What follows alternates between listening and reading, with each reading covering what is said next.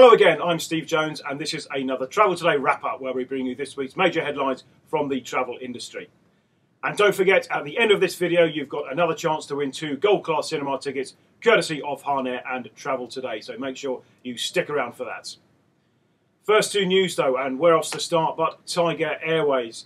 If you think you've had a tough week, spare a thought for the management of the low-cost airline, which has been grounded by the Civil Aviation Safety Authority until August the 1st. Not that the airline deserves too much of our sympathy. CASA, that's the airline regulator, said Tiger poses a serious and imminent risk to air safety. Now, the bigger question now is not when Tiger returns to our airways, but if. The brand has clearly taken an absolute pounding over the past 7 days, so management have a huge task there to restore confidence in the brand. For what it's worth, I think it will return to Australian skies, but I've been wrong in the past now and again. But clearly it will be a huge challenge there for the management. And sticking with the theme of struggling companies, Moneydirect, the payment processing firm, was this week closed down by its joint owners Sabre and Amadeus. Now it's quite a strange tale, this one, because by all accounts Moneydirect was performing very well in Australia and New Zealand. But clearly what's happened is that overseas expansion of Moneydirect has failed. Now, Amadeus came out with a pretty benign statement earlier this week, while Sabre has said absolutely zip about the decision to close down that business, so we can only surmise that it was losing money. But Moneydirect's failure has been the gain of eNet, Moneydirect's rival in the payment processing arena. eNet looks set to take over the vast majority of Moneydirect's business, with the transition of companies expected to be completed by September the 30th.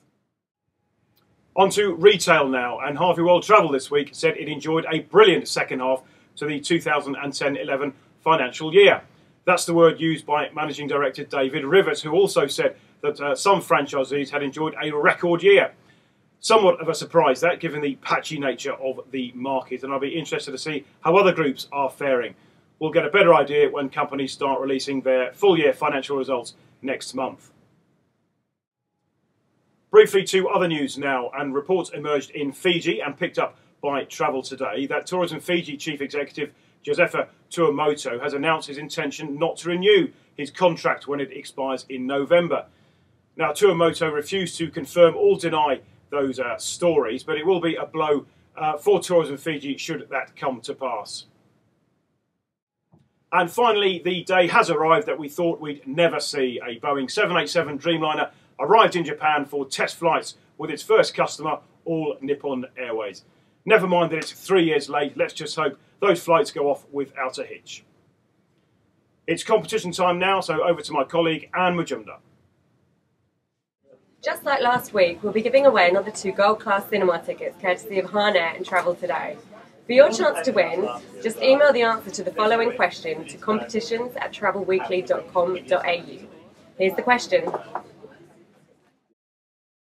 Name 2 of Hahn Air's partner airlines. For more information, go to www.hahnair.com. Good luck! We'll be announcing the winners in next Thursday's edition of Travel Today. Tune in again next week for another chance to win. Back to you, Steve. Thanks, Anne. That's it for now. Thanks again for watching. We'll be back with another Travel Today wrap-up, same place, same time next Friday. Have a good week. Take care.